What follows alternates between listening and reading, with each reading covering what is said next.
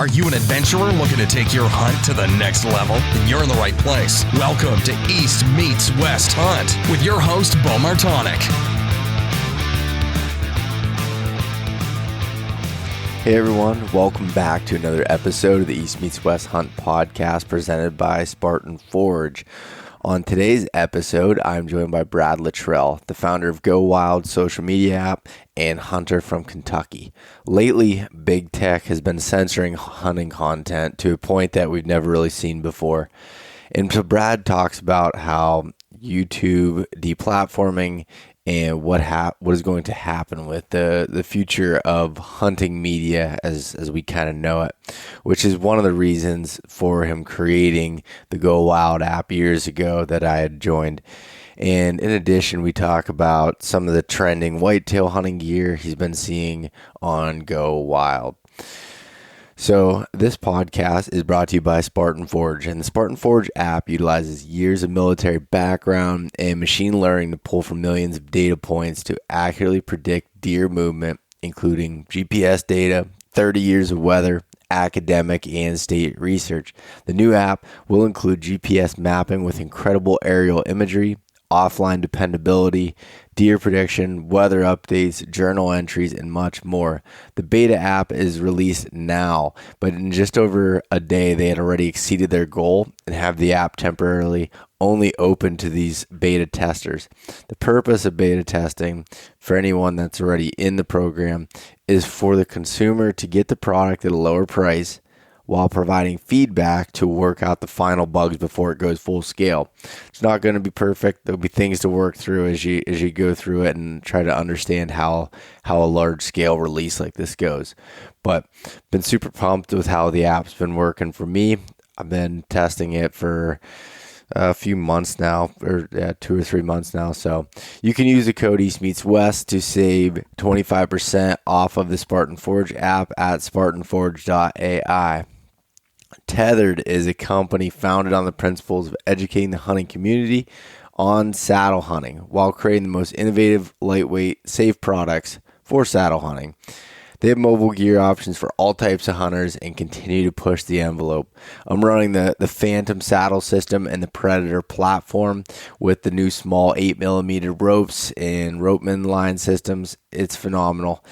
It was just in the tree for the first time as far as actually hunting on Saturday out of it, which I'll talk about that in a minute. But you can find more about Tethrd and saddle hunting over at tethrdnation.com. Maven is building the highest quality optics at half the price of their competitors through their direct-to-consumer business model. They want to create the best optics for the job, period. Their products are backed with a lifetime, no-fault warranty and an incredible customer experience. I'm using the B3 8x30 binos on all of my whitetail hunts. It's super lightweight. It makes you feel like you're not even there and does really well in that low light. So you can use the coupon code eastmeetswest-gift for a free gift with any full price optics order at mavenbuilt.com. And last but not least, GoWild is a free social media community built by hunters for hunters. If you want to join me on GoWild today, you'll get $10 to spend on your gear for just setting up the account. You'll keep unlocking GoWild rewards, and you can now see my complete gear setups over on my profile. So join at timetogowild.com or out of the App Store. Use the code EastMeetsWest to save 10% off of all hunting gear on the website. So head over and check that out. All right. So the only news I'm going to share this week before getting into this podcast. Well, first of all, sorry if I sound a little bit, I don't know, not with it. It's early in the morning here. I'm trying to get this podcast done before work, and I'm just a little bit beat, but for good reasons. So on Saturday was the opener for the Pennsylvania archery season, as many of you know, and I was lucky enough to be able to kill my biggest buck to date and my first ever opening day deer. So that was incredible. And I'm not going to talk about any details on here, just give you that. If you want to check it out, I have the pictures over on social media. You can go take a look at that on Instagram or Facebook. But I will release a full episode dedicated to that on Monday for Mountain Buck Monday. So be looking forward to seeing that, and I'm super excited to tell the whole background story on this deer and how it came to that one moment at 14 yards. Anyways, I hope everyone has a great week and had a good opening day. It's just getting started here, so enjoy. All right, we're live. Brad Luttrell, welcome back to the show, buddy. Thanks, man. Always good to talk to you. Always good to have you on my show. But I'm kind of happy to be here talking to your audience. I know it's so I was looking back and I couldn't remember if it was 2 or 3 times I've had you on already, and this will be the 3rd time here. So it's I do remember I recorded one here, and I don't know if I'm allowed to say this. I recorded one at ATA, and you may have fallen victim to the ATA party because I think it was the day after. ATA sneaks up on people. If they don't know, it's the Archery Trade Show Association's big show. Bo and I met up. I think this was in Indy, and you had fallen victim to one of the famous ATA parties. Yeah, I did, and it wasn't my first show, so I should have known better. But yeah, I was up extremely late and had way too much alcohol. And that next day, trying to record podcasts was difficult. I couldn't even complete a sentence. It was not good. I still tell people, I don't know if you remember this. You and I were sitting out in the hallway and we're recording, and we got headphones on like we do now. And the funniest thing about that, people were walking by, like ATA is like mostly legit retailers and brands, but you get some fanboys that got in on their buddy's pass. And Bo and I had people walking by, and we both had hats on. We're kind of looking down, talking to each other on podcasts. And I think it was mostly your mustache. Like your mustache, like it's eye-catching. And people were like, is that guy famous? And they would slow down and stop. And like, there was this face of like dissatisfaction that they didn't recognize either one of us. Yeah. And they would like walk on by. How many times did that happen in that show? Yeah, a lot of times. I think we called it out on that show. Have you been to SHOT Show? I have not, no. Dude, that show will sneak up on you because it's Vegas and you stay up until 3 a.m. and then you got to be up at 7 to be able to get to the show. And it's just like, it's Vegas. It's one long party. You're indoors too at these casinos, and it's just known for like sucking the life out of people. So God help you if you go to SHOT Show, Bo. Yeah, I'm sure at some point I'm gonna end up there, and I hope so, man. Yeah, I'll take your warnings, and I'm gonna roll with it. You gotta experience it, right? It's better to talk about. It is. I tell you what, they're both great shows. They both have different purposes, but both of those shows really put the hurt on people that attend. Oh yeah. That's it. Yeah, ATA show, the first year I went was absolutely terrible. Like that, the year that you and I did that, I only went hard one night, and then I was just kind of like a little bit more relaxed after that because I'm getting older, Brad, and it's not as easy. Yeah, the Badlands Film Festival is a fantastic event at ATA, and I think it's on Friday night. I can't remember. I think it's Friday. And that's one too that a lot of people are hurting afterwards because they serve beer the whole way through. They have a pre-party, and basically, if you don't know what the show is, Badlands sponsors this event with Garmin, and they have all these great films of hunting. Like I first time I ever heard of Clay Newcomb was at a Badlands Film Festival. Yeah, same here. You too? Yeah. So Clay comes in and he has this film about shooting 2 bears in 2 different states with a trad bow in 2 days. And I'm like, oh my God, who is this guy? Yeah. Who is this dude that just did this fantastic thing? This was a great film. He won I think he won the whatever category it is. They have all these different categories. And so it's fun because you get to find out about guys like Clay long before anybody else, not anybody else, but before the mainstream knew about him, before he's on Joe Rogan. And this was 2 years before he's making it on Joe Rogan and joining Meat Eater. And so you kind of get to see some of these up and coming guys. It's a super fun event, but it definitely will eat you alive. Yeah, there's no doubt about it. Like I remember being at the show and running into Jason Matzinger, and I always loved his show. And I'm Oh like, yeah, Jason's got some great films that get entered into the Badlands. yeah, and I ran into him after that one, and I was talking to him like, oh, this is pretty cool. I was kind of fanboying a little bit, and we got to talking, and I'm like, well, we're both drunk. It's 2:30 in the morning. I think this is a good time to ask him to be on my podcast. And I Yes. did. And we scheduled it for like the next morning at like 9 in the morning. And we both show up. And I'm like, I'm sorry, dude. Like, So I'll tell this story on David Draper, who's not here to defend himself. David is the editor of Peterson's. And I spoke on a panel with him undeservingly. Like I was like, holy crap, how did I get on this panel with this elite caliber talent? And David had a comment that I'll never forget. And I think this is very true of any hunting industry trade show. He said, the one thing I'll tell you, if you want to do business at these things, it's not done now. It's not done at the booth. It's done at the bar at 2 a.m.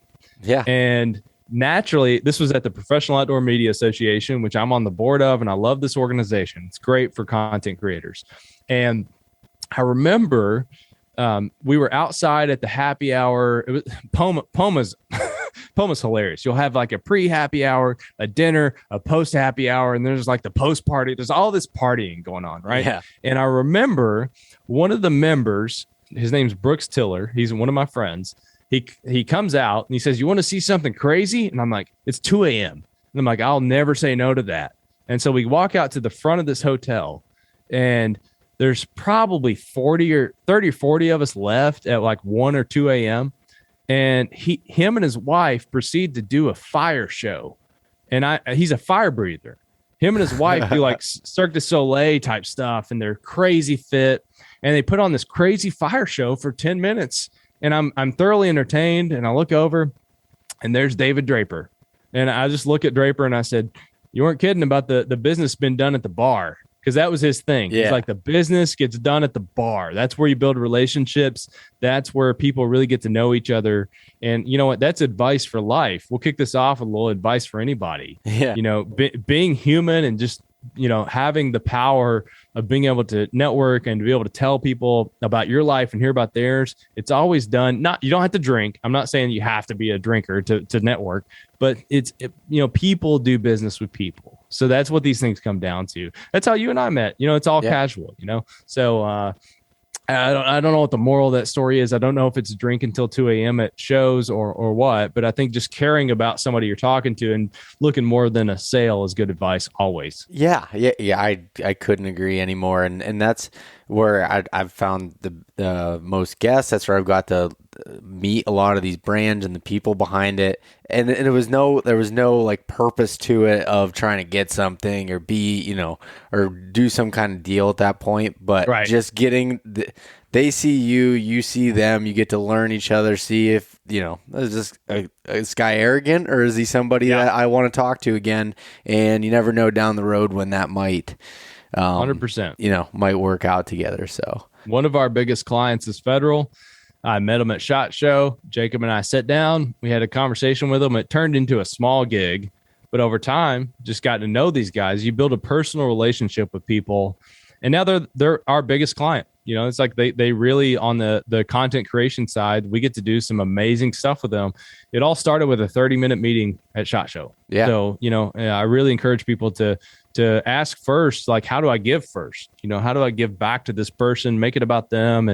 And I really feel like if you approach anything in life, whether it could be hunting, we'll translate that into even if you're not selling something, somebody, how can I help Bo come to Kentucky and hunt with me? It's like those kind of questions, man. If you operate life on that kind of mentality of how do I give first to somebody else, it comes back around, dude, tenfold. Yeah.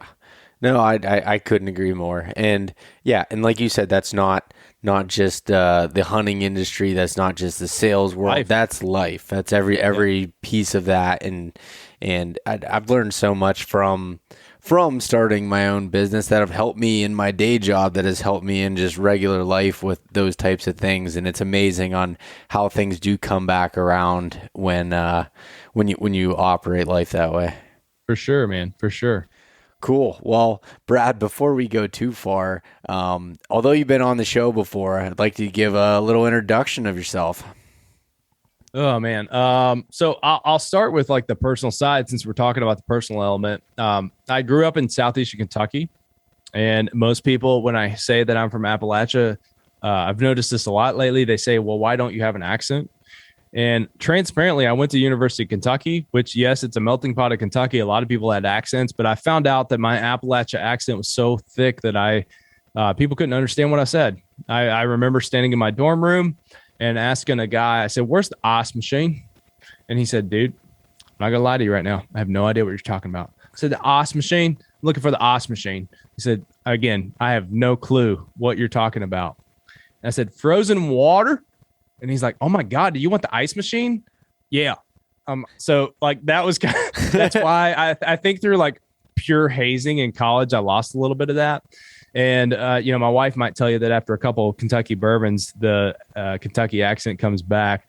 But I grew up in southeastern Kentucky, man. And what's different and funny about me, maybe compared to some of your guests, is I did grow up fishing and some hunting. I got into hunting more in my 20s, but I grew up fishing and hunting and mostly hunting, really only hunting squirrels as a kid.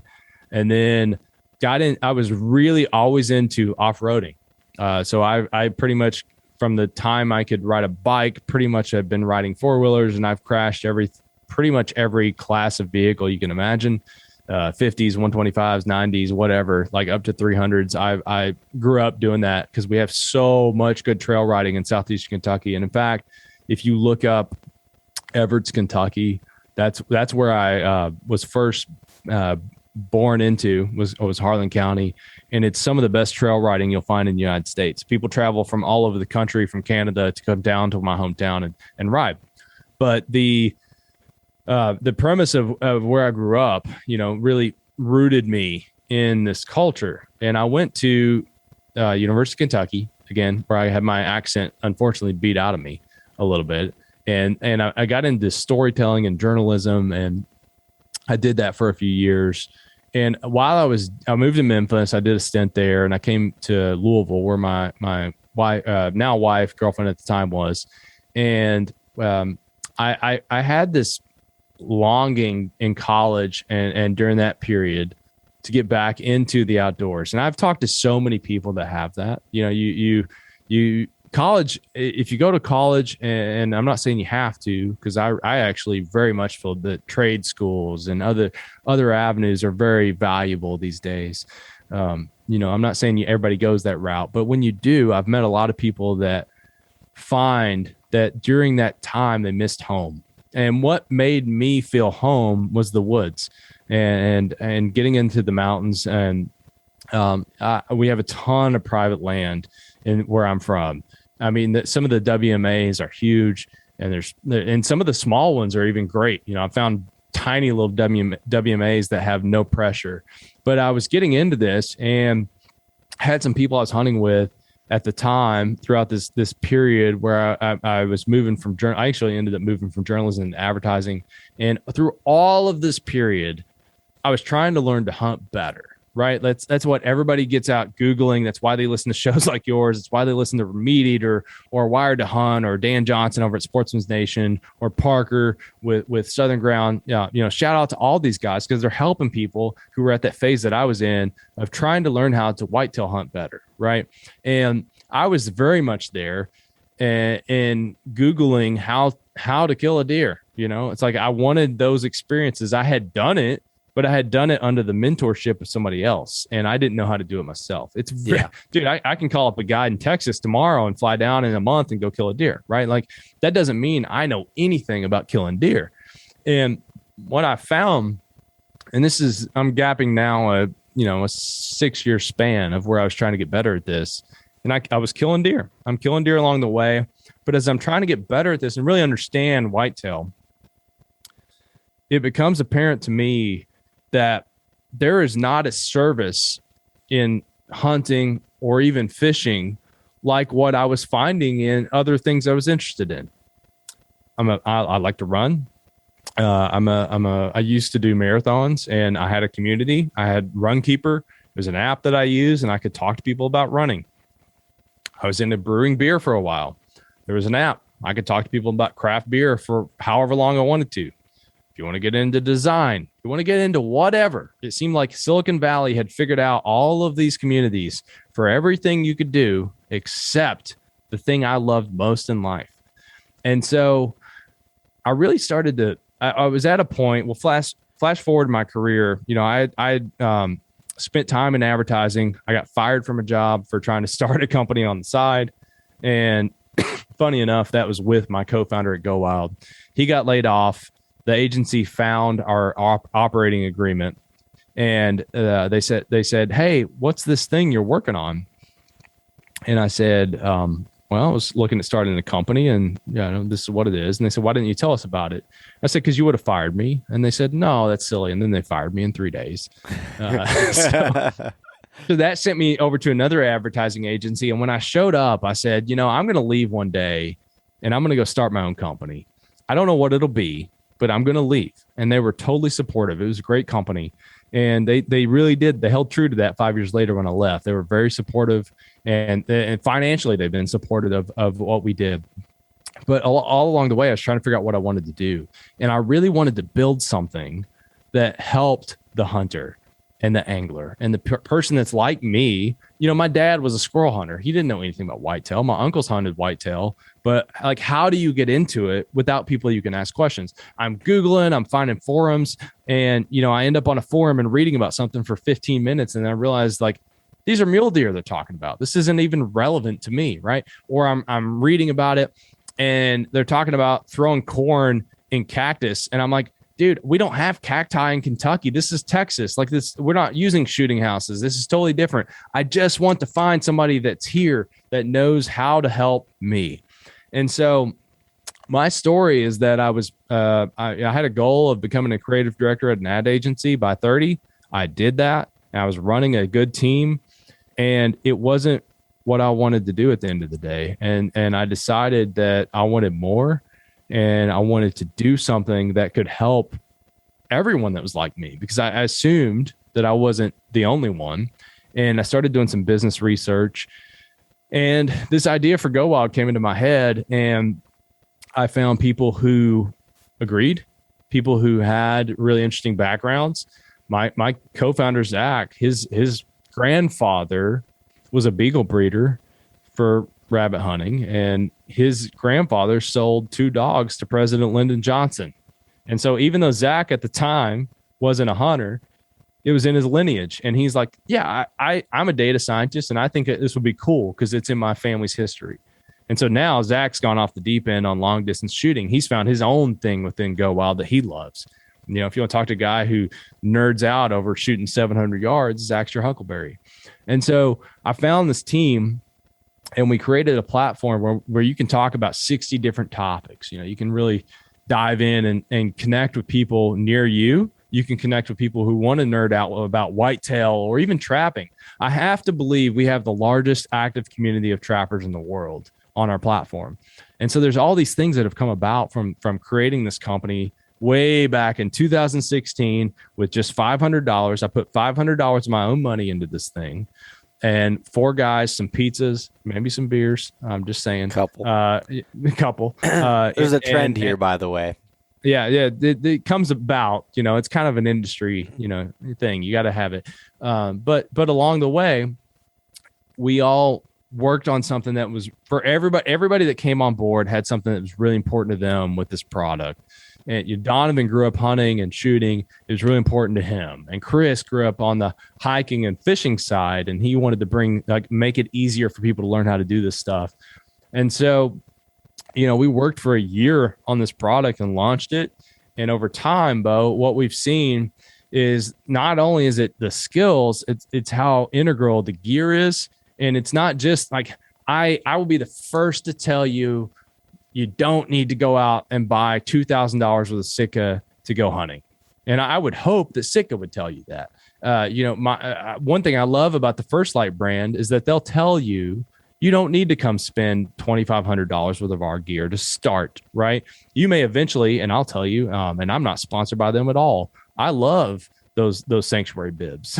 It's like I got them for myself, but you don't have to have that to start. You get more comfortable there. But if you don't know how to ask those questions and how to find that gear, gear is a huge barrier, right? There's a lot of different messaging out there that contradicts, what the marketing the marketing messaging often contradicts what the true messaging is. And this, you can go spend $500 at Walmart and kill a deer tomorrow. You know, 100%. You don't have to do this with $5,000 of stuff. And the industry, oftentimes, this is probably one of my biggest criticisms of the industry, is I feel like we've built our own barrier. I feel like we've made it seem like you got to go out and you got to hike 20 miles and you got to shoot a compound bow. It's like, dude, if you want to go out and spend a few $100s on a rifle at Walmart and get your camo, and that's your path to start hunting, I'm down with that. And so what we've done is build a platform that not only can you talk about specific, I'll call them verticals or hobbies of hunting. So it's whitetail, or you want to talk about bird hunting or duck hunting.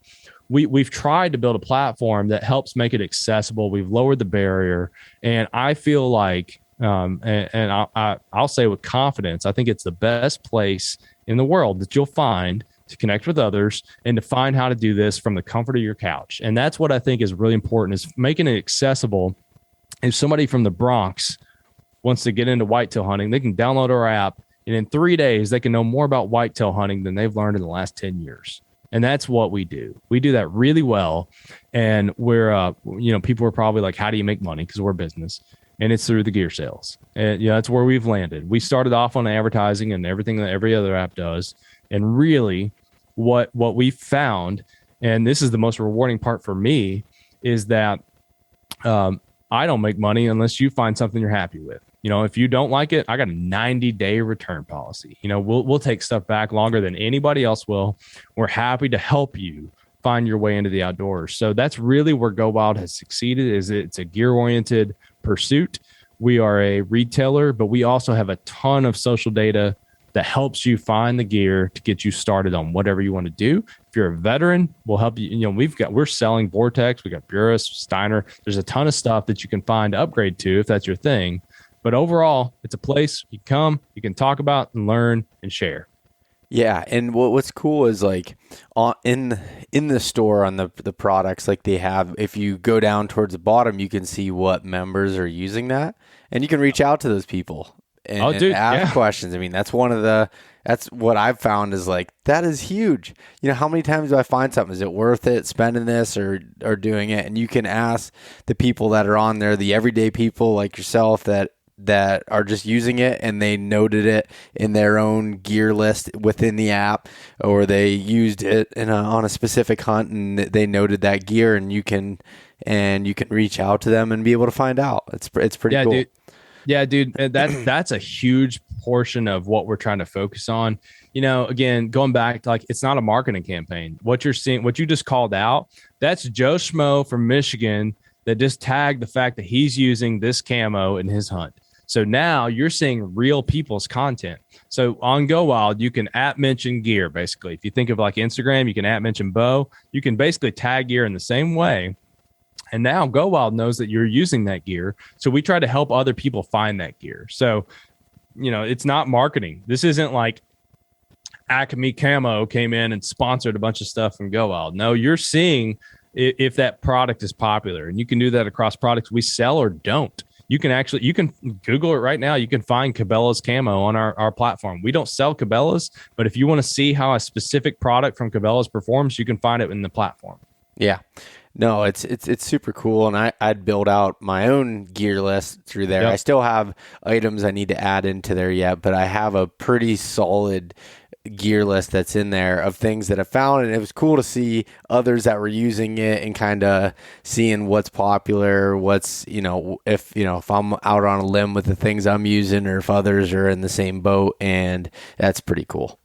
Yeah, the thing we're working on and we'll be launching, I don't know when, this will probably be like end of year, early next year, is having like categories to where you can see, like, I want to look at whitetail gear And so we're going to have a place in the app or on the website you can go to and see what gear is trending for whitetail, because GoWild has a trophy feature. So you log your trophy, Bo goes out and let's say he kills it. He gets like this massive 16-point buck this year in the Pennsylvania woods. Which is going to happen, by the way. I know it's going to, man. I come back and I fully expect this prophetic moment to be recaptured on your podcast and future shows. Yeah. But let's say you do that. You go in and you log it. You can tag the gear. Well, we now know that Bo killed the 16-point buck with this optic or this camo.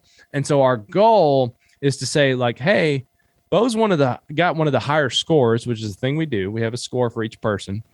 Bo's got one of the higher scores and he killed this monster buck with this gear. So now we know that product is associated with really good hunters.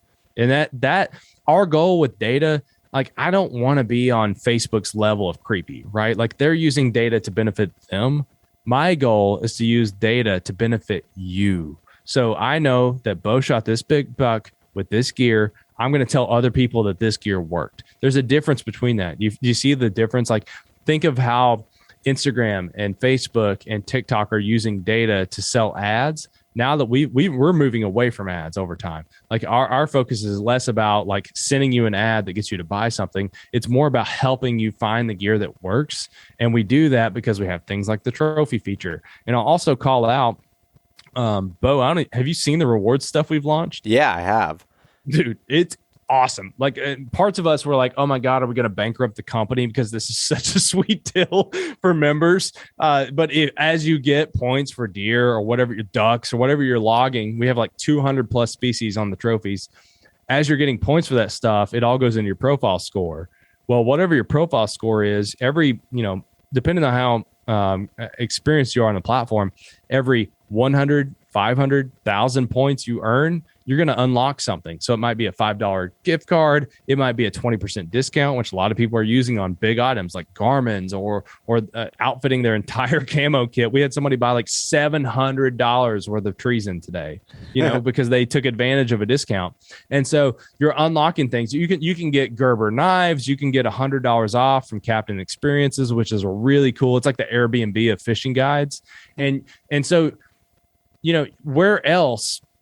I mean, I'm all ears. Where else can you log social content without even having to buy anything and get those kind of rewards? And when you buy something, you also get points like that. We've tried to really find a way that gives back to the member. I think there's plenty of examples of how Silicon Valley's treating hunters right now. Yeah. And I'd like to talk about that a little bit at some point. Yeah. But while YouTube and some of these TikTok, while these platforms are shunning that content, we're not only welcoming it, we're not only avoiding the censorship. It's ridiculous what you have to go through on these other platforms. I can't even say the word hunting, Bo, on my LinkedIn post or it gets throttled. I've learned, I posted about my shotgun the other day, or like a fun post with me holding a shotgun. I had to call it a shotty because I know if I say the word shotgun, I'll get throttled, right? This is the world we live in, right?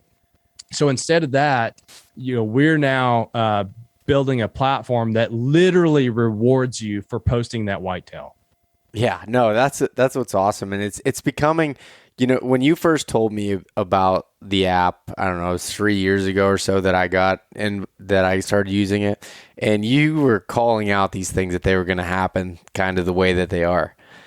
And about the censorship, and now it's getting so much worse. I created a TikTok, and I was like, I'm going to try to figure out how to use this thing, and well, everything I put up got taken down. Dude, it's ridiculous. Because at first it was like, first they allowed it, and then they must have got a lot better with being able to use, as you were telling me before the call, artificial intelligence to be able to pick up on it. And they'd tear down my videos, and then I'd post one that had nothing wrong in it, and it would get 0 views for like 6 days. You got throttled. I got throttled. I got throttled, and I was like, I don't even know how to use this, and just kind of backed off it. Dude, so if you look, Sam Ayers with the Wild Initiative has a huge following on TikTok, and Sam's my buddy. But I'll share Sam's secret. Sam is sharing a lot of content that doesn't show him with a gun. It's not showing him with the animal. He's making very subtle kind of allusions to hunting. Yeah. That's the only way you can post on TikTok with this kind of stuff. I posted the other day.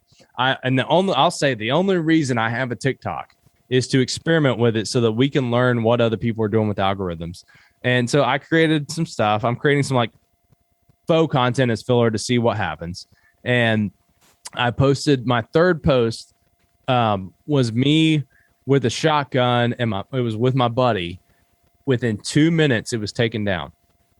2 minutes. It got reported because you mentioned artificial intelligence. So people don't understand, man. A lot of people get freaked out on stuff, and they're like, oh, they're reading my messages or whatever this stuff is. Listen, there are really sophisticated ways that companies build in that they scan your image and like, okay, but I'll back up. Let me back up. Have you ever done one of those things where it asks you to identify the traffic lights? Yeah. So that you can sign in? What you are doing is training artificial intelligence. Google is doing this so that they have the largest data set of street data. Think about any of those you've ever done. Have any of them ever had anything that wasn't to do with a car, a stop sign, a stoplight, anything that wasn't driving? No, every one of them's had that. They're training their own self-propelled cars. Like they're working on intelligence that can be used for driving. You have identified now that this is you confirmed that these were stoplights, or this was a stop sign, or these were pedestrians, or whatever it is. So they're using you to fuel their artificial intelligence. This same thing works across anything. So the same mentality, my picture, I had a shotgun holding it with my right hand across my shoulder, as so many of us do. Think of any dove hunt you've been on or whatever. I was shooting clays that day, and I'm smoking a cigar, and I posted something about me and my buddy. It was like some stupid song that was trending, and I just put the song on, and there was like some smoke filter because I had a cigar in my mouth. That picture was taken down in 2 minutes because the AI was able to scan that picture, same kind of technology as you trained for Google. They've trained to say, we don't want shotguns, so recognize shotguns or guns in general. Yeah. Listen, we've done our own homework on this. You can build stuff to say that this is an AR-15. You can build stuff to say this is a gun. You can build stuff to say this is a dead animal. You can do stuff to say this is a live animal. TikTok's not a place where any of our content is welcome. Read the terms. I'm going to bet I've read more of the terms than anybody that's ever been on your show or anybody that's ever listened to your show, because it's my job is to know what other platforms are doing. TikTok, at least the last time I read it, literally had a term that you cannot post a picture of a firearm. You can't post a video of a firearm. If you do, it's going to be taken down. And the interesting thing is that's super automated. If you say something, though, that is against their terms or seems questionable against their terms, you'll notice your video goes into a review period. So I know someone that posted recently, and they said something about reading the label. And so now we're into this point of like, that's questionable. It's kind of like, is this against the use of that product? So you can think of like tannerite. Like, should I read the label or just do like 20 pounds at once, right? Which is ill-advised with tannerite, but also awesome. But TikTok, their algorithm transcribes all your audio. That now goes to a human to review, and they're going to say, you know what? We're not going to allow that. That's how this stuff works. It's all through a series of automation. All of it's a series of automation. I once had a post on LinkedIn. I posted about my podcast with Tim Kennedy on Gearbox Talk, and it was a great timely post. It was right after September 11th. We're coming into this was last year, I guess, and was giving veterans some love. I had hashtag USA in there. 2 days later, I was like, this is crazy. This has had like 300 views or something on LinkedIn. My stuff gets way more than that on that platform. I took out hashtag USA. Post goes viral. Within like 2 days, I had 600 likes, 25,000 views on this post. It went super viral after I took out hashtag USA. Really? Why would that be something that would trigger it? Because normally it's like, well, Bo, if you didn't know, if you were the type of person to be patriotic, you're now something that Silicon Valley doesn't connect with. Yeah, I guess it makes I'm telling you, sense. dude, and the, I'm a business owner, so we have investors and everything. So I post on LinkedIn a lot. I have learned you don't say the word hunting. You don't say anything about guns. You don't say, you have to be careful about outdoors. You don't be excessively patriotic. And I've found ways to write around this stuff. And some people might say, like, well, why do you even post there? But I get a lot of value out of that with people that identify with me. It doesn't mean that everybody is on LinkedIn is like this super leftist communist.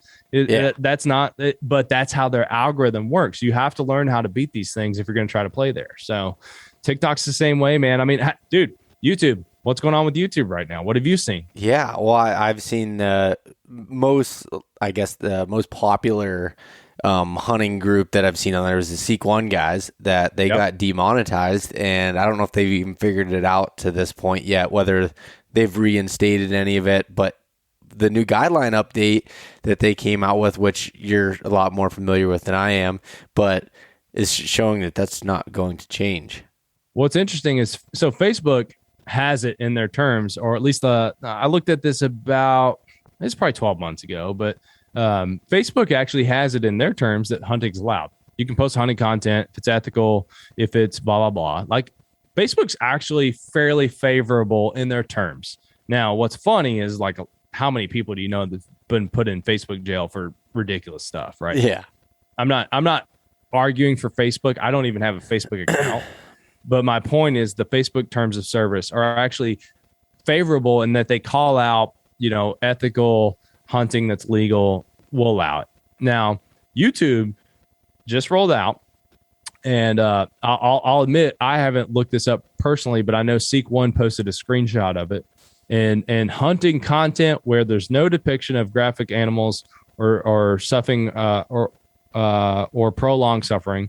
And then they go into specifically to say hunting videos where the moment of kill or injury is indiscernible with no focal footage of how the animal is processed or for trophy or food purposes. So this is saying, if you talk about hunting for food, you're out.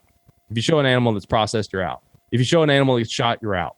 And we should clarify, because not everybody knows what demonetized means. This now means that Seek One has built up 525,000 followers. Yeah, something like that. These guys' videos are doing as much as Meat Eater, just for context. Like, some of their shows are doing Meat Eater level reach.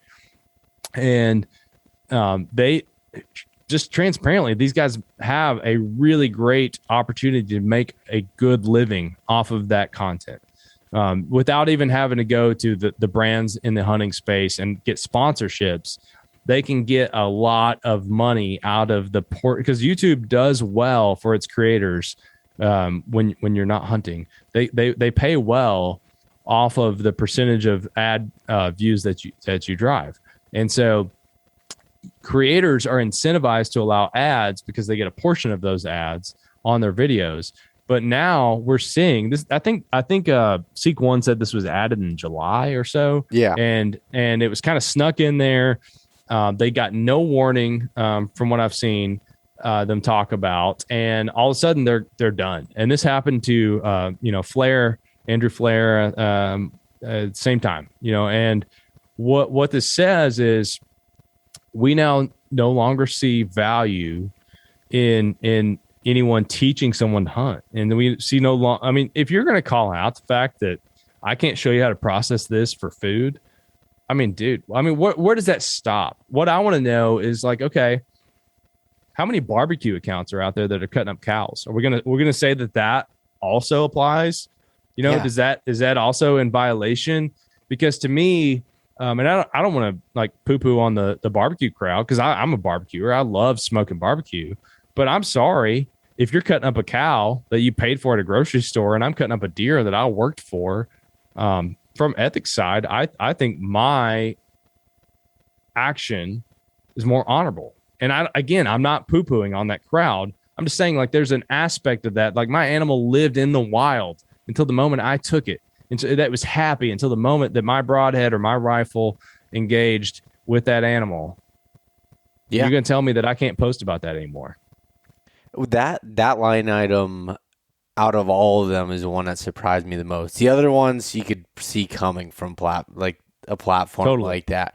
But like you said, we've been talking about it for years that this was going to happen. But the fact you can't talk about processing food shocked me. Yeah, exact same thing. And it's only a matter of time before it's going to start affecting all others, including myself and anybody else that's creating on YouTube. And, I didn't know, and this is something else you and I had talked about, but how YouTube's algorithm works when you allow ads, when you're a creator there, they'll show that video to more people. So if someone's complaining about, ads on a video, well, people that were smarter than me, obviously, as far as knowing that gets out, has more reach and more people will get to view it.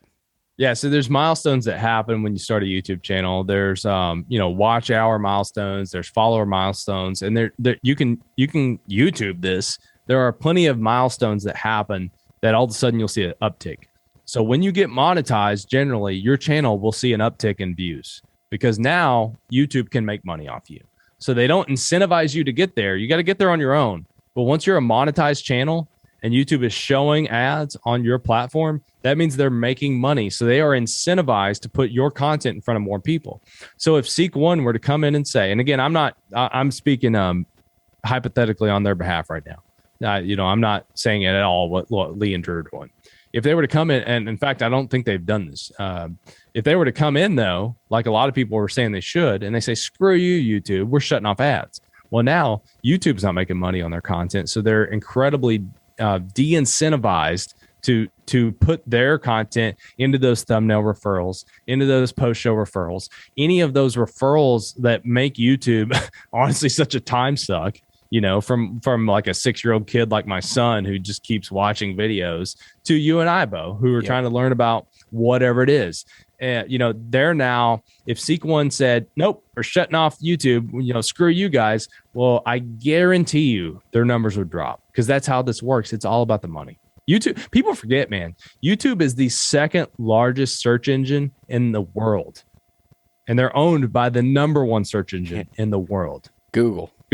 Yep.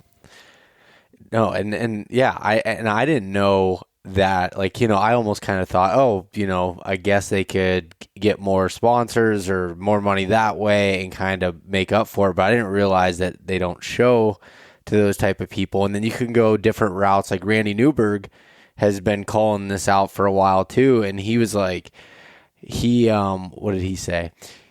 Randy was like, I'm going to he created his own platform. It's a paid platform that you can go through. Like he'll still put all his stuff on YouTube, but have exclusive stuff or whatever it's over there. And, that's obviously a route to go, but there's going to be a lot less people that are viewing it and able to see it at that point.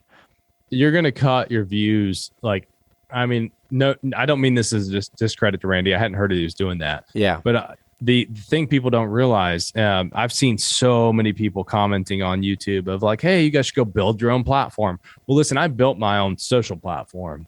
And I can tell you the reason we haven't gotten into video, the reason we haven't carbon copied YouTube is because you're talking about something that's going to take tens of millions of dollars, if not hundreds of millions of dollars. This is Google we're talking about. You're talking about billions of dollars of revenue a quarter. You're talking about tens of thousands of employees who work on this stuff. You're talking about some of the smartest people in the world who build this platform. If you want to build a platform that offers all the functionality of a YouTube, it's almost impossible. I mean, Silicon Valley companies have tried and failed to do what you're talking about. Mm-hmm. I've talked to multiple people who have started YouTube competitors for the outdoor space specifically years ago. I met a guy in 2019 who was starting a YouTube competitor for the outdoor space because of all the problems we're talking about. He predicted it, blah, blah, blah. And guess what? I have not heard of him since. It is not a thing that you can just go out and do. Now, Randy may have success with getting some of his audience over to a platform and pay, and I wish him the best. I'm just saying to create something that the reason YouTube is successful is because they become understanding of what you like.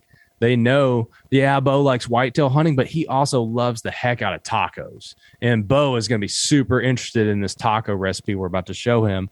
And guess what? You're 7 minutes into it before you even realize you're watching the taco video. Next thing up, Bo is also a DIYer. We're going to show him how to build a deck. yeah, Bo's going to like this deck video. Oh, Bo watched a lot of that deck video. Now we're going to show him how to renovate his basement. That's what YouTube does well, and people don't think about that part of it. It's the fact that you were already there, you're already watching content. It's not like people go to YouTube to only watch hunting videos. YouTube has Google has more data on you than probably anyone in the world, short of Apple or short of Facebook. Yeah. It's incredible. Yeah, it's so easy to go down that YouTube rabbit hole where you're watching videos and somehow We've you're all like, been there. how the hell did I get to, watching this and because of the recommended videos, and takes you down. And I watch one video on a certain topic and all of a sudden there's other ones, and all of a sudden I've watched 10 videos of this guy that I never heard of 2 days ago, Yep. Yeah, dude. I mean, it's just a challenge. And I appreciate people that are like, oh, we should do our own thing for the outdoors. It's just not that simple. And we have a much bigger uphill climb.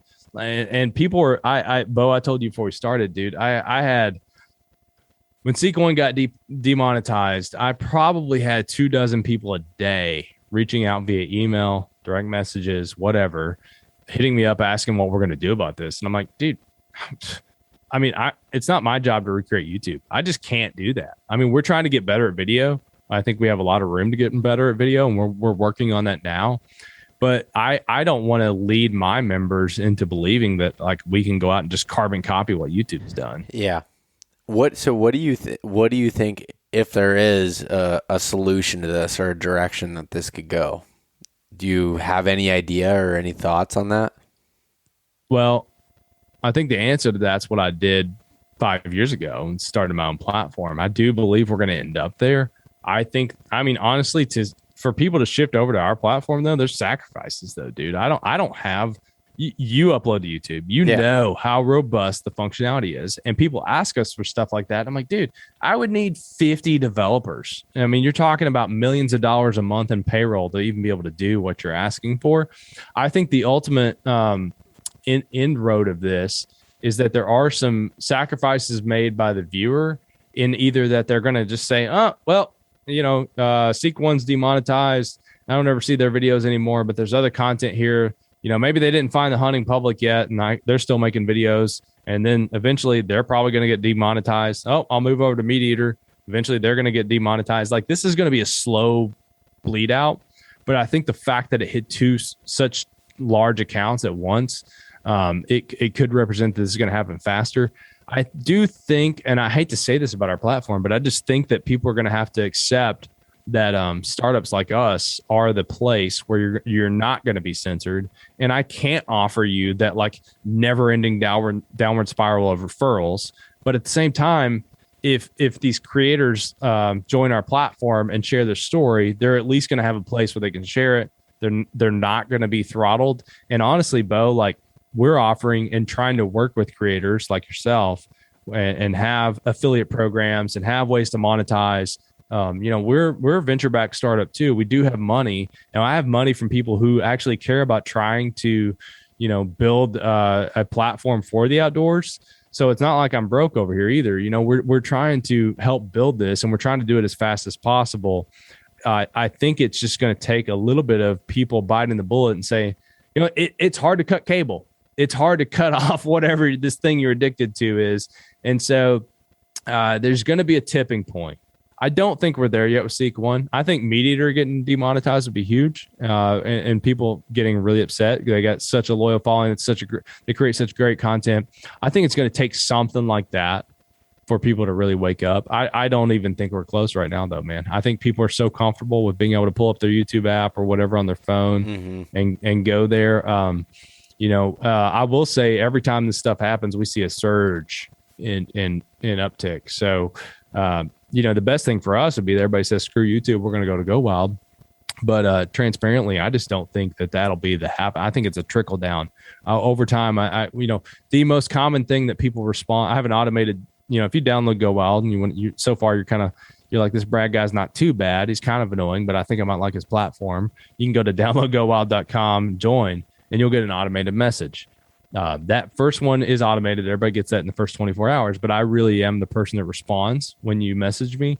And the through those interactions, I talk to I don't know, hundreds of people a day sometimes. And the most common thing is people are excited to have a place where they can share without censorship, without feeling bullied, without getting throttled, blah, blah, blah. So I do feel like we're coming into a tipping point. I don't think we're there because I just think it takes a lot to change behavior, man. Yeah. I mean, I've just read enough marketing and psychology books to believe that it's going to take a while. GoWild is in it for the long haul. We're building a product that'll be here when you're ready. Yeah, no, I can definitely understand that, and I'm just I don't know. I'm just so interested to see what just the different avenues and how people start to respond to that, and I don't know. It's definitely like you said. It's not going to be people will forget about that this happened to Seek One a little bit. They'll forget about it and keep going. Then all of a sudden it'll happen again. Then, like you said, until it happens to a meat eater or one of them giant. Some people I've talked to think that maybe Seek One gets reinstated. I hope they do for their part. I think they're good guys. I think they deserve it. I don't think they knowingly broke any rules. I think they were trying to play above board, and Lee and Drew are good guys. Yeah. Here's what I'll say. A channel that size did not get shut down flippantly. There was a conversation. You don't have 500,000 people subscribe to something, driving that kind of views. It's not some offshore person that said, boop, they didn't hit a button. Yeah. So I think it's an uphill battle, man. Yeah, no, it'll definitely be interesting to see what happens going forward there, and how obviously GoWild has the platform there where people can interact and do all of that. But when you look at how a lot of TV had moved to YouTube, those type of things, what's going to happen, and the films and stuff and those types of things, what are going to happen with those? That's where I'm like. Yeah, I think it's an obvious transition for, social users on Instagram, Facebook, and stuff that want to talk hunting content and want to take in hunting content, that GoWild as a place. But looking at, some of that other media that had just transitioned from TV, people are just going over to it's, I don't know. That's what's funny is we have a video service. You can upload a 2-minute video, and then you could embed your YouTube video. And we're for a long time, we're like, this is fine. If you have a long video, you can put it on YouTube and link to it. And we actually, it plays right there in GoWild. Yeah. And if it's short, I use that. So if it's short, we're like, well, this competes with Instagram with 2 minutes and blah, blah, blah. And so what's interesting is now, all of the sudden it's go time, and YouTube's not a place that people want to upload to anymore. And so we're like, whoa, if we allow everybody to upload like YouTube does, you're talking tens of thousands of dollars, possibly a week, if everybody's uploading 4K video like YouTube allows you to do. That's the challenge of this stuff people don't think about. Yeah. I mean, you lean on the back of literally one of the most profitable companies in the world. So, for people to look at us and say, hey, what are you going to do to copy YouTube and build an outdoor YouTube? I'm like, I don't think we can. Yeah. Overnight, at least not. We can build something I do think is eventually good and a good place to share, but we're not there today. Yeah. Interesting. Well, I want to transition a little bit here, Brad, to I want to talk about, we discussed a little bit about the gear shop and stuff that you have within the app, but I want to know what you're seeing as far as trending gear. Is there anything that's some outliers people are looking at? Just, I'm genuinely interested to hear what other people are into and what they're buying or what they're posting about, what they're looking at. Yeah, so let's frame that up. So within GoWild, you can tag gear, and people tag gear when they go, hey, I just went scouting and flushed up a couple of does, blah, blah, blah. They share their story, and across that, we have 500,000 pieces of gear that you can tag. Now, we don't have everything. You may have a brand that we haven't integrated with or whatever. We're adding brands every single week. In fact, over the next 10 days, we're about to add 10 different brands.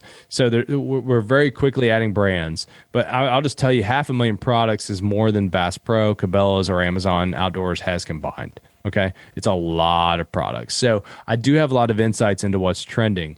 Some interesting things that we're seeing from the data on the social side and the purchases side. Garmin has recently released this Garmin Xero crossbow scope. They have a compound bow scope. And as this becomes more legal across the United States, which I think you will see that continue to expand out west, a lot of the not a lot. There's some Western states that still don't allow it. Basically it's honestly like the law was written prior to such a product. It's not that this product really should be illegal. In fact, if you've shot a Garmin Xero, it's a really cool and I think one of the most ethical ways to shoot an animal, because you don't have to, Bo can see me, but you don't have to pull that right hand up to range find and then draw. You can do all this in one motion. It's less motion, which is less likelihood to spook an animal. You still got to make the shot. This thing does not make you a better shot. I think we should say that point blank. Yeah, I used the Xero all of last year, and the bow sight is absolutely incredible as far as being able to range and to be able to do. I mean, the thing is smarter than me, and is kind of the reason why I'm not using it currently, because it requires some thinking that's involved in it with doing that. And I think my experience that I had with it was more so from me not practicing certain scenarios with it. And then I just had to hunt out west this year, so I just didn't put it back on because the state didn't allow it.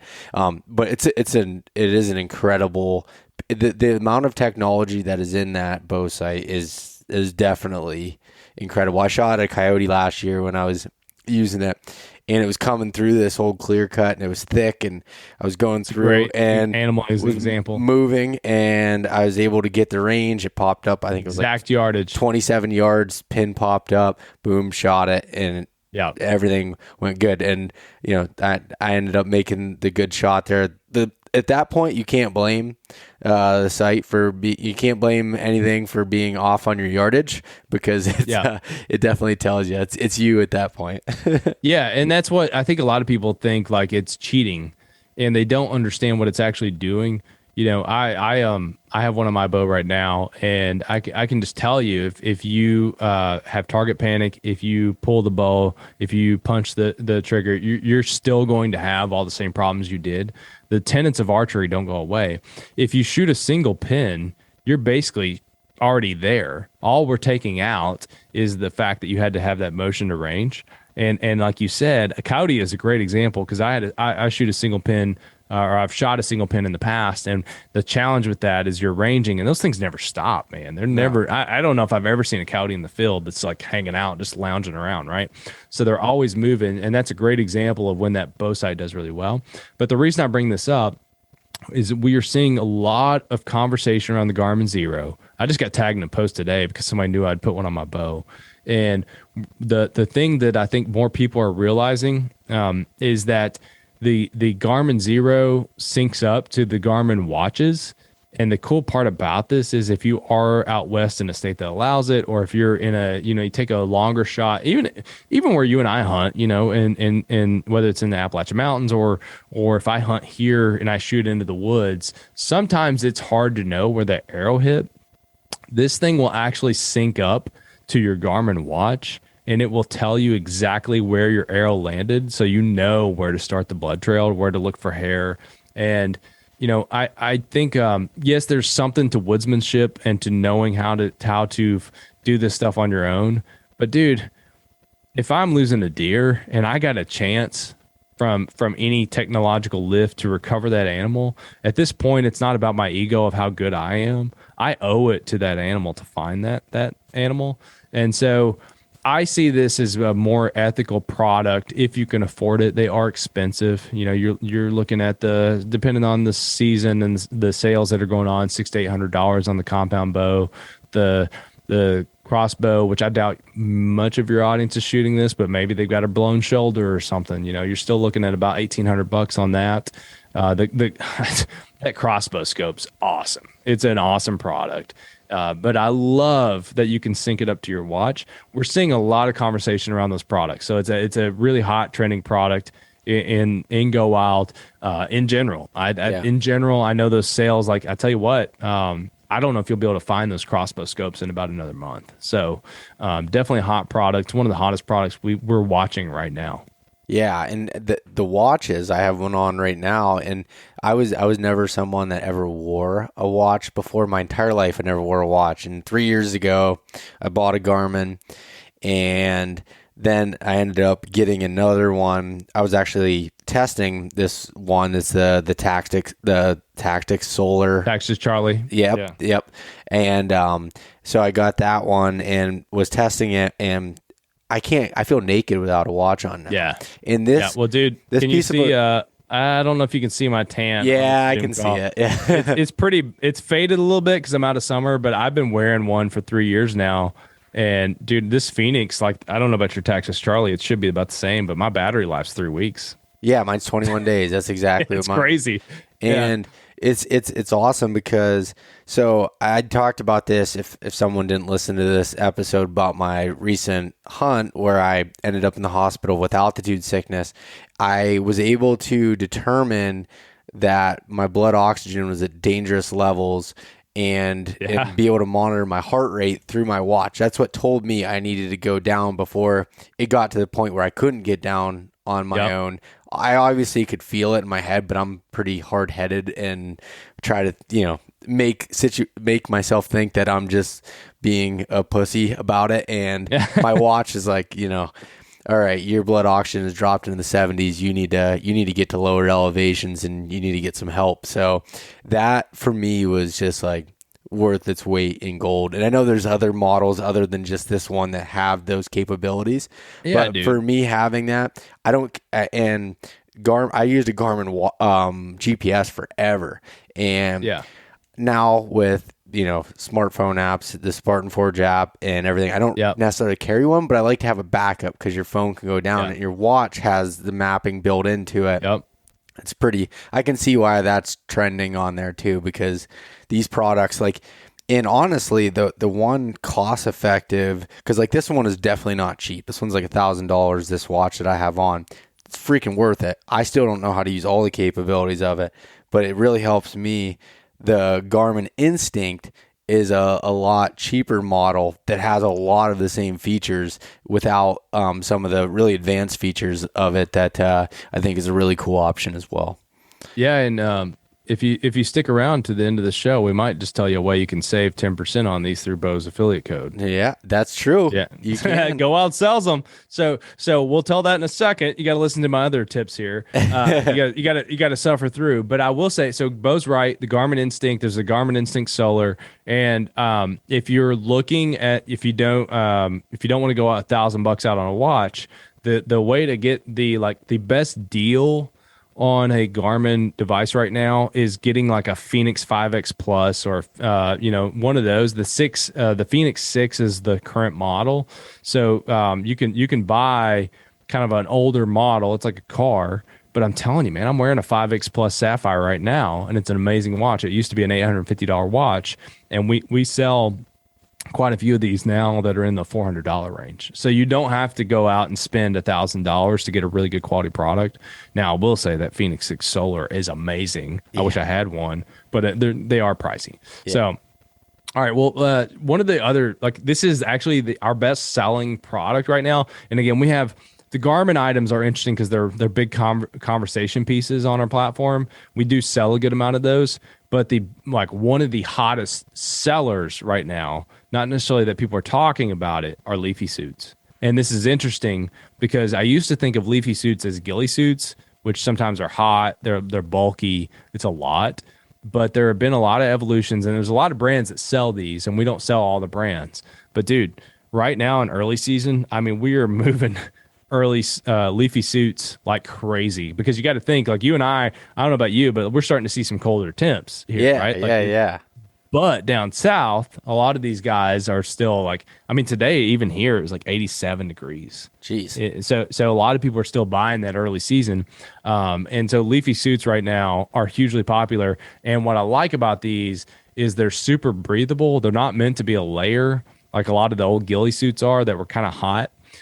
These are super breathable, and the material is it's like very durable. They're not going to tear. I always thought of ghillie suits as like a temporary thing because they seem fragile. Yeah, they could snag on everything. Yeah, and a lot of these are very well designed now. The biggest one we're moving, believe it or not, is treason. We have them from North Mountain Gear 2, which has a mossy oak pattern, which is super popular throughout the South.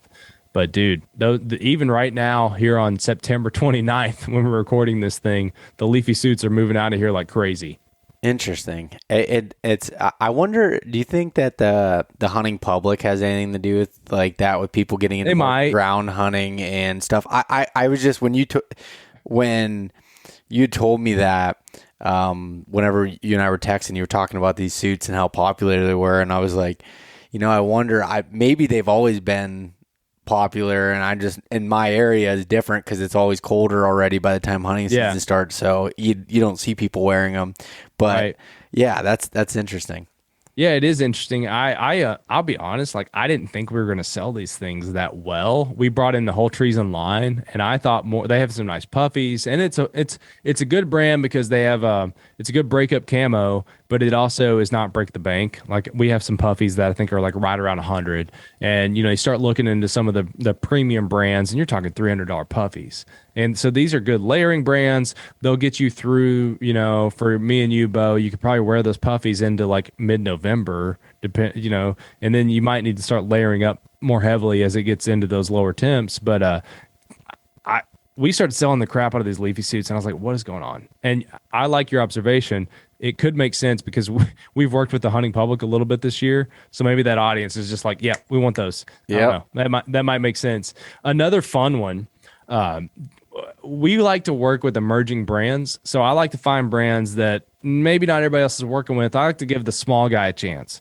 And we have a new flashlight company that is awesome. It's a new type of flashlight that works with a phone charger. Like it'll literally charge your phone on these lanterns or whatever type you're getting. And they also will hold charge for like 7 years. And so these are in the, and no, your face says it all. Like literally, you can charge this thing and you can throw it in your bug out bag or your hunting bag or whatever. And if you don't touch it, it's going to hold charge for up to 7 years. So very cool product. They're actually far more environmentally friendly in that the batteries don't catch fire if you dispose of them. That's a big thing right now. Like landfills are catching fire from batteries, which I just found out about recently. But they make a really cool headlamp that you can buy. And what I like about this thing is it's adjustable front to back. It's got a side to side, but it also will clip on your hat. So, you don't have to worry about the headlamp per se. So it must be pretty lightweight then. It's super lightweight. It's literally like I can't even, like, it's like holding your key fob. What is the name of it? So the brand, thank you. The brand is Hybrid Light. If you look on our website, you'll find it. You can go to shop.gowild.com to find these products. So, and again, if you stick around to the end, I'm not going to tell you this code. You got to stick around to the end to save 10% off these products. And but the Hybrid Light headlamp is really cool. It's got literally it's multi-adjustable, multi-directional, and it will clip on your hat, which I think is really cool. You don't have to wear that strap on your head, which I always find that strap freaking pops off. Maybe it's my bald head, Bo. Like I can't have traction. I wasn't gonna say that, Brad. Yeah, thanks. Yeah. But if I have a toboggan on, sometimes it's like those things are popping off. So maybe I'll just wear a hat and it'll stick right on the front. Yeah. Those things are in the early phase of like we're seeing those pick up, and I'm guessing that's gun hunters kind of prepping for a lot of their season. Gotcha. No, I'm looking at it right now on the website there, and it looks super lightweight. Yeah, so a lot of those things are super cool too. If you got any anglers, like I can't remember the name of the lantern that we sell, but it floats. A lot of these products float. The flashlight, the little orange or the like neon green flashlight, they float. So if you drop them in water, and the giant lantern we sell, which I think is called the Atlas. Now that I think about it, like that thing is huge. But I'm gonna have to buy one of these things because it's almost like 10 to 12 inches tall, but it weighs fractional compared to my old Coleman lantern. Like I have a Coleman lantern that has one of those ginormous batteries, and it's been working for 8 to 10 years, but it also feels like I'm lugging a car battery out to the campsite. And these Atlas things, you can just throw them in a bag and go. So those are doing really well. The next one on my list, Bo, I think you know a little bit about. It's Tethrd, dude. Yeah, we GoWild will be selling Tethrd soon.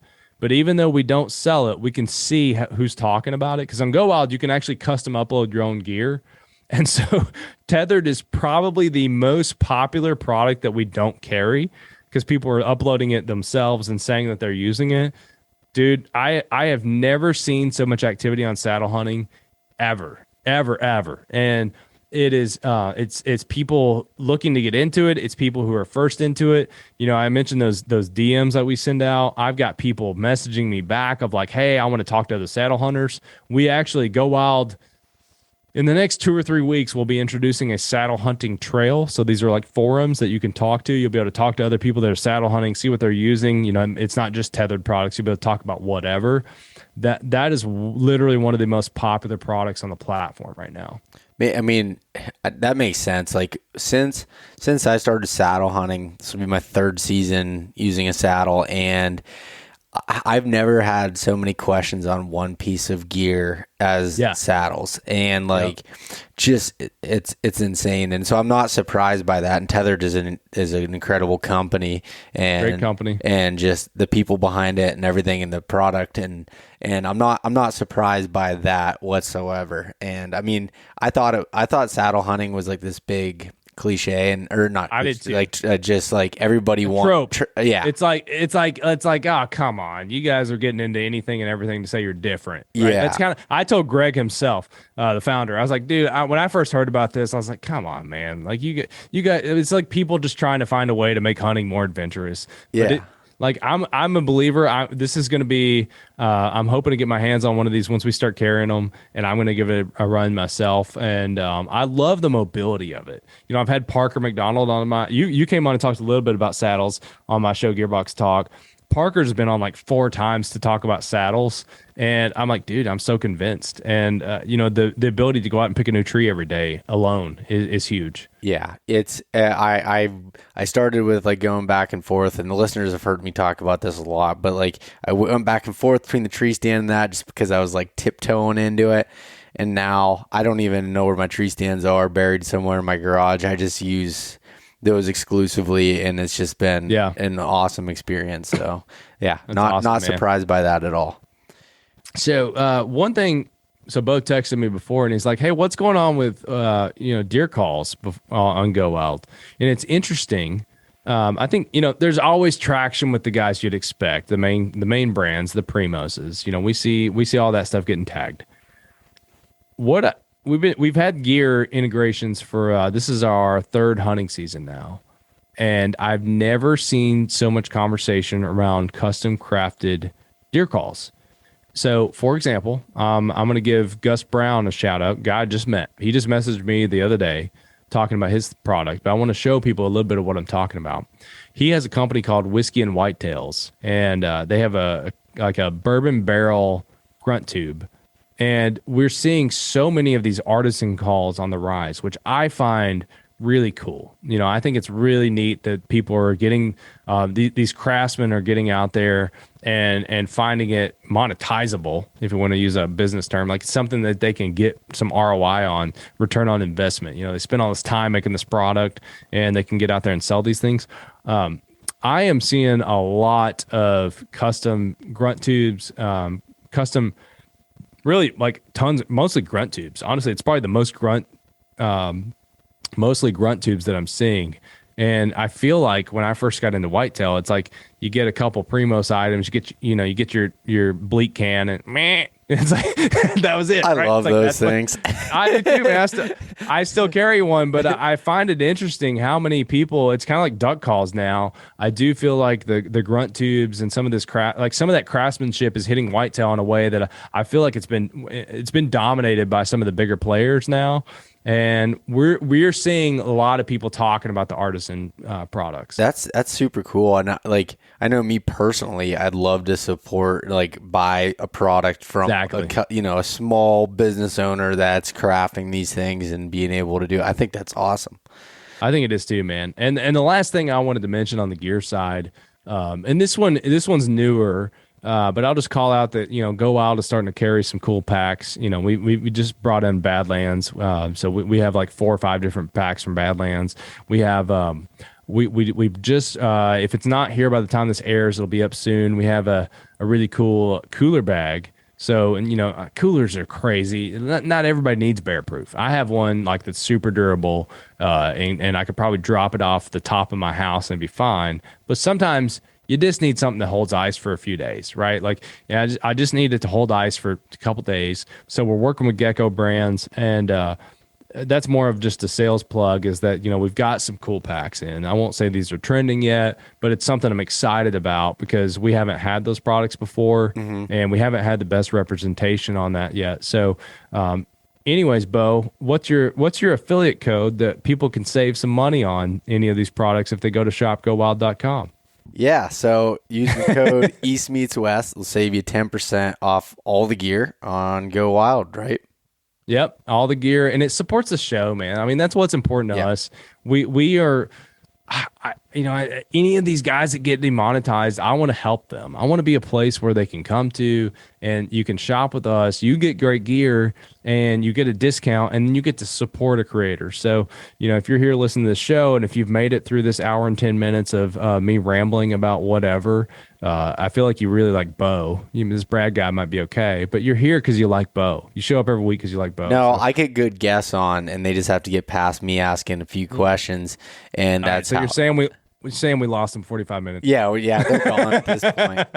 But no, all right. It's what sometimes I feel like is lost in that everything is free as far as content that's out there now is the people, I'm throwing myself a plug here that creates it. I spend, after my normal work hours, I'm spending anywhere from 30 to 40 hours of additional time on creating this stuff that goes out there. So for me to even make it sane, I love doing it, but to make it even sane in my mind that I can spend that much time doing something, getting paid to do that with affiliate codes like that I have here. So I get a kickback off the 10% code that you use East Meets West, as I do with other things. Like, that's what helps support the show and to keep that going.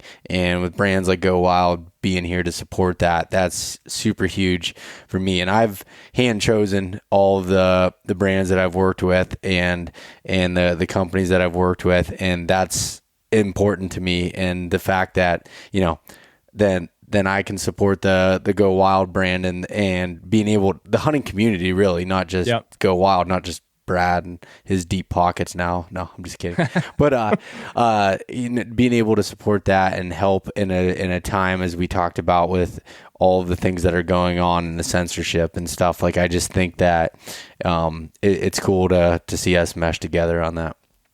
Yeah, man. I hope people will check it out. So if you are interested, 10% off of some of these products, we're talking about some big bucks like Garmin Xeros, that could be $100 to almost $200 depending on what you're looking at. So check it out, shopgowild.com if you want to shop. If you want to download the app and just give it a try, you can earn rewards. I mean, for God's sake, you sign up and you get $10. How much do I got to tell you here? Yeah, and the app's free, so. The app's totally free. So download GoWild.com, create an account. You're going to get free $10 for trying it. And then as you share, you can log this podcast. You can do all kinds of cool stuff. Log your old bucks, whatever you got. You start posting and you're going to get rewards. Yeah. Awesome. Well, thank you so much, Brad, for coming on. I appreciate that. Dude. Thanks for having me. Yeah.